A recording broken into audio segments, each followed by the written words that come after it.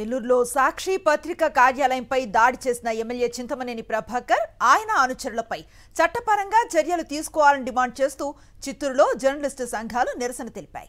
APUWJ ఆధ్వర్యంలో press club వద్ద జరిగిన నిరసన కార్యక్రమంలో పలు జర్నలిస్టు సంఘాలు నాయకులు పాల్గొన్నారు.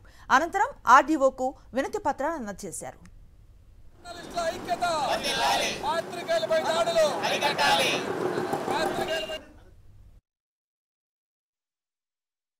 సాక్షి ఏలూరు కార్యాలయం పైన అక్కడి ఎమ్మెల్యే చింతమనేని ప్రభాకర్ గారు ఆయన అనుచరులు ఆఫీస్ లోపలికి చొరబడి దాడి చేశారు. అడ్డొచ్చిన విలేకరి పైన కూడా దాడికి ప్రయత్నించారు.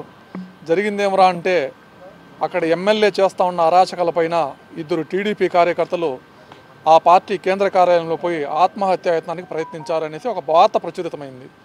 ఆ వార్త ప్రచురితమైన దాన్ని జీర్ణించుకోలేని కూటమి పార్టీ నేతలు పత్రికా కార్యాలయాలపైన దాడులకు పాల్పడము, విలేకరులను కొట్టడానికి చూడడము ఇదంతా కూడా ఏ ఒక్కరూ హర్షించరు. ప్రజాస్వామ్యంలో ఇది మంచిది కాదు. ఎమ్మెల్యే చింతమనేని ప్రభాకర్ ఆయన అనుచరులపై బాపట్లలో జర్నలిస్టులు మండిపడ్డారు. ఏలూరు సాక్షి జిల్లా కార్యాలయంపై దాడి చేయటాన్ని తీవ్రస్థాయిలో ఖండించారు.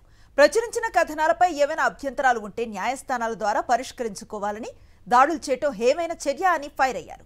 సాక్షి కార్యాలయంపై దాడి చేసిన వారిపై చర్యలు తీసుకోవాలంటూ కలెక్టర్ మురళికి వినతి పత్రాన్ని అందించారు జర్నలిస్టులు. దాడి చేసిన వారిపై చర్యలు తీసుకోకపోతే పోరాటాన్ని ఉధృతం చేస్తామని హెచ్చరించారు జర్నలిస్టులు.